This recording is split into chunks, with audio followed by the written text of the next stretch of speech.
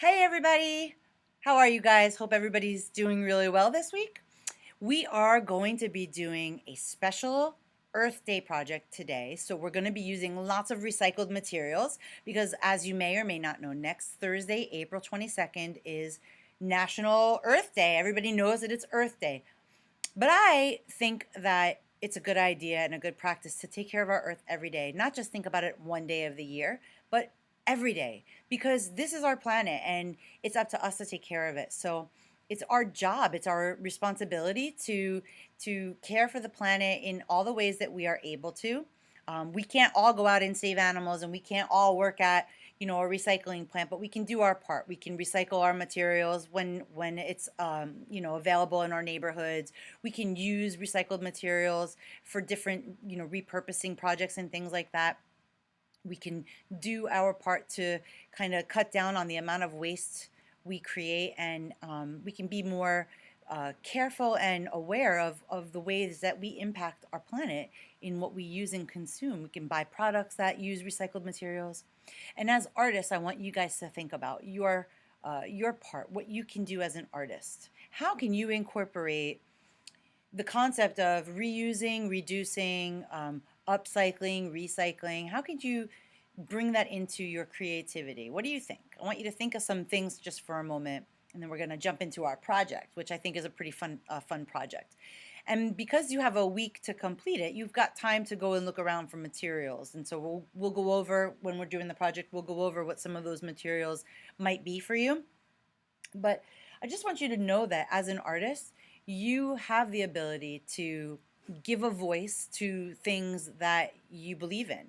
And for me, definitely a big part of how I teach art is using recycled materials in the art making process for both the kids here at school and for myself personally, because I just think it's a responsible and good thing to do for the earth to reuse as much as I can. So it's not always possible, and some things you can't reuse, some things you have to throw away or recycle or break down. But I think that there are a lot of things in this art room that are reused and recycled for other purposes, and I'm gonna show you some of those things today. So we're gonna go to the overhead camera here. We're gonna jump over here. Now, I have a limited space to work with my overhead camera, so you're not gonna always see all parts of what I'm working on, but I'll do my best to explain. Okay, so what you're gonna need is glue, regular white school glue, if you've got it, or clear, or whatever, even if you've got a colored glue, it doesn't really matter. A glue stick is also good to have on hand for this because you might need both. Okay, these are better for smaller, thinner papers. This is better for bigger, thicker materials like cardboard. A scissor. You're gonna need a big background, so you can use a piece of cardboard from a box at home or something that was shipped to your house. If you've got a big piece of cardboard, ask somebody to help you with a box cutter, cut a big piece to make as your canvas. And you can either leave it brown or you can paint it or color it with markers or crayons or paints or whatever you've got. Okay, but I'm using a very large 11 by 17, I think it is, size piece of construction paper that I happen to have here in the art room. So that's going to be my background. I've also got some toilet paper tubes collected, or paper towel tubes is okay. I've got some cut up brown shopping bag, or this could be brown paper from the inside of a package, but either one is fine. Okay, brown paper bag or brown paper from the inside of a package. I've got some old art projects. This was done. This was a crayon rubbing. This was a dot marker painting. I think Miles did this actually. And this is from a magazine called Birds and Blooms. And I like it because of the green. It's got lots of green and flowery stuff in the background, so I can cut that up. On the other side, you can see it's just an ad. So I'm going to go ahead and cut this up. If you're cutting anything, make sure you get permission to cut, okay? The recycling bin is a great place to go for materials. This is also a bigger piece of that packing material, a brown shopping bag, even a plastic bag, Publix plastic bags. Those are great to use for projects too. And I've gone ahead and I've cut up, this is from Junk Mail, believe it or not, and they're green. I know it's kind of hard to see the color, but trust me when I tell you this is like a very light colored green. This is old wrapping paper from a gift that Jack got for his birthday many, many years ago. Okay? And yes, I save a lot of stuff. That's why the art room sometimes looks crazy because there's a lot of stuff in here. This is from a cut up tissue box that was green. Okay, so we're gonna cut those into the shape of leaves in a little bit. I'm just walking you through the materials. I told you about the paper towel tubes. Now, this is another thing you can use. I have been using these popsicle sticks. Now, yes, we do buy these popsicle sticks for projects for the art room, but you can use popsicle sticks from, a popsicle stick or a popsicle or an ice cream or something that you may have at home. You can use other wooden things like chopsticks if you wanted to. You can use sticks from outside. Go out and find little twigs and branches. You can use those. You just need to use a heavy glue to glue anything down to your cardboard or your paper background. Okay, and think like what could you use? Why don't you think of stuff that you could use?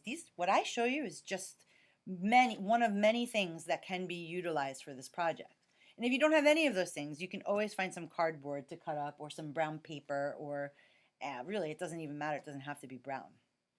Okay, the sky is the limit. You can do this however you want to. You can use, cotton balls and you can reuse those or pom-poms or string or yarn if you've got that laying around for this project. So I'm going to show you a couple different ways. I'm not going to glue anything down right now because I just want to show you what you can do. So first I'm going to start with the popsicle sticks. I painted these with watercolors because you can do that. You can paint popsicle sticks with watercolors or draw on them with marker. And so I'm going to go ahead and create like a tree structure here. Okay, sort of like just branches coming out.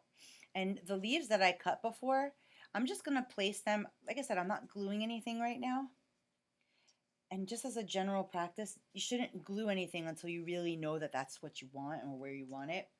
I like to put things together first, kind of like a puzzle, to see if I like the way it looks before I glue it. And so it's just part of planning, and art teaches us how to plan for things and prepare what we want to see. Mixing big and small. Maybe I want to layer some of those up. I may not use all of what I cut, but I'd rather have them ready. And then if I need to cut more, I can. And when you do finally decide to glue, you just one at a time. You don't put more glue than you need. You just put it where you need it. And so that's one way to do this is you kind of just play with the placement and see where you want things to go. So that's using popsicle sticks or toothpicks or chopsticks or sticks from outside, little sticks from outside, tiny sticks. Even like little pebbles you can add in there if you wanted to do that.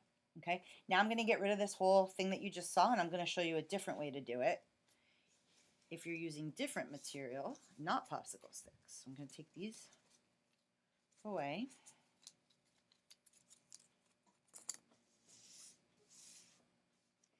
So now I'm going to work with the paper towel tubes, with the toilet paper tubes. I know you can't see the bottom of my paper because I'm running out of space at the top here. So I'll try to push this up.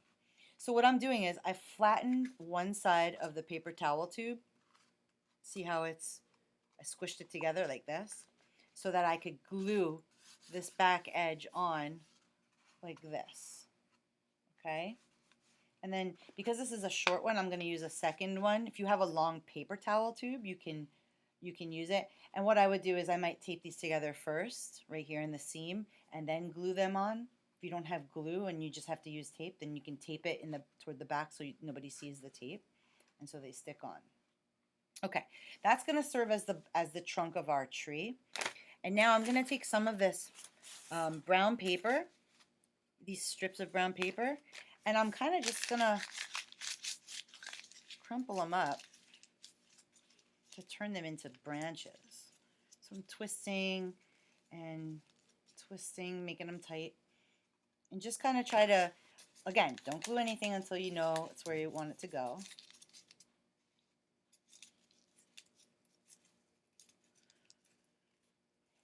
This littler one could be a smaller branch.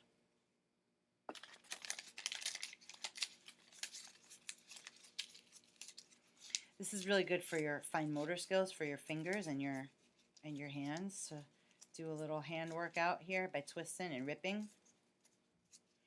Now you don't have to twist and rip. You could just rip off little pieces and glue them on flat if you wanted to do that. But I'm trying to make this more like a dimensional. Come off the page a little bit, make it look like it's got some life. And I'm just twisting my papers. This is a good project to do with if you have a brother or a sister, a cousin, someone around that can help you. You guys could collaborate. Collaborating in art is a great thing to do. And it's okay if it goes off the page a little bit. That's fine. Just don't, obviously you can't glue off the page, so be careful with where you're putting your glue when it's time to glue.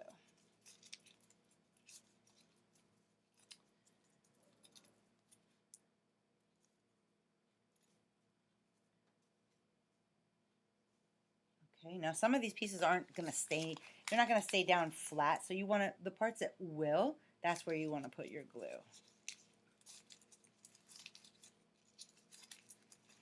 And you can make this tree as big and wide as you want. If you've got a really big piece of cardboard that you're working on, like really big, bigger than what I've got, that's fine, that's great. Make a whole forest if you want to. I want to put that branch. Maybe I want to move this around. And that's another good thing about not gluing is you can, you know, you can continue to play around with where you want things to go. All right, so I'm gonna cut off a few more pieces. I'm just gonna rip a couple more pieces here. Make a few more branches.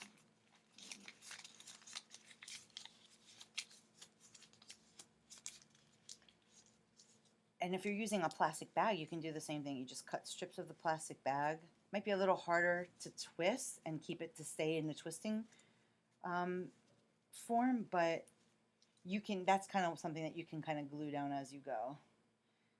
Let's see. I'm going to move all these branches now because I don't want them to stay there. And oh yeah, now this is coming out better.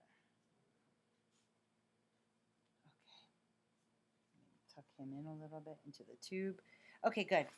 All right, so then what I'm going to do is, just because I showed this to you guys before, this magazine, I think it's really cool that there are flowers all over and they're colorful. So I'm just going to cut them into, roughly into the shape of a leaf.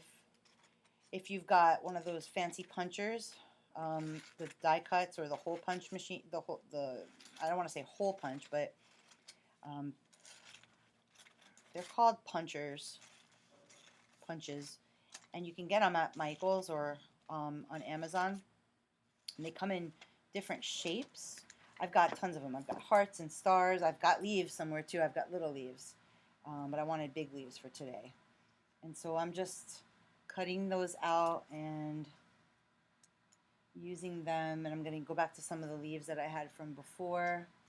You can make the whole tree the same leaves. You don't have to mix and match papers. But if you have lots of different kinds of greens and browns and different things that would be leafy, go for it. You see? And so we're going to create a tree. You can make your background however you'd like. If you want to do something in your background before you start gluing things down, that's fine. Make clouds, make mountains, make hills, make rainbow, whatever you like. The important thing is just while you're working to just kind of think about the earth and think about the impact that we have and think about how you can use your recycled materials to create beautiful artwork that you can hang up and you can talk to people about. They become a conversation piece. You know, art should be something that you make because it gives your thoughts a voice, an artistic voice, a visual voice. And that makes people want to say, hey, why did you make that? What were you thinking about when you did that? Do you care about that? You know, you must care about that if you created something that is about that thing. Can you talk to me about it? Or you just have the opportunity to say, hey, mom, hey, dad, hey, grandma, grandpa, whoever. Oh, can I tell you about this? I really want to tell you why I made this or how I made this. And that's a great thing. That's a great way to start conversations with people, is talk about your thoughts and your feelings and your artwork. And so that's what you're going to make. You're going to make me a tree. Or you're going to make it for yourself. And then you're going to send me a picture of what you made. So like I said, there's no limits here, just recycled materials. Go around looking for, things that you can cut up. I'm not asking you to draw or paint or, use markers or anything like that other than just little details here and there. The main part of this and the reason why we're doing this is to use recycled materials. So old envelopes, they have really cool patterns inside, old wrapping paper or tissue paper, whatever you can think of. And if you've got some newer things that you want to incorporate into this, that's fine. But I want most of this project should be about recycled materials, okay? So get to work on scooping things up and finding things in your house that are recyclable and can be reused. Look at things a little differently. It's something that you might normally throw away. Ask yourself, can I use this for something else maybe? Can I make some art with this? And even if it's not for this particular project, going forward in the future, something that you do on your own, or maybe something we're going to get to in the next few weeks. If you can have a little storage box, if you're allowed to do that, and just kind of store some fun things that you find in the box, and we'll see what we can do with them, okay? You can also send me some ideas that you have, maybe based on something that you find, or something that you like to try, or something that you want to make. Remember when we did nature art way back in the beginning of the year with leaves and flower petals and things like that? You can also use things that you find outside for this project. You can use real leaves outside. As long as you don't pick them off the tree and you find them on the ground, that's fine. Okay? All right, guys, I want you to have a good time with this. So really just try to think big about how you can take stuff that would normally just be thrown away as trash and turn it into wonderful Earth Day art. All right, I can't wait to see what you guys make. I'll see you soon, and thanks for watching. Take care, everybody.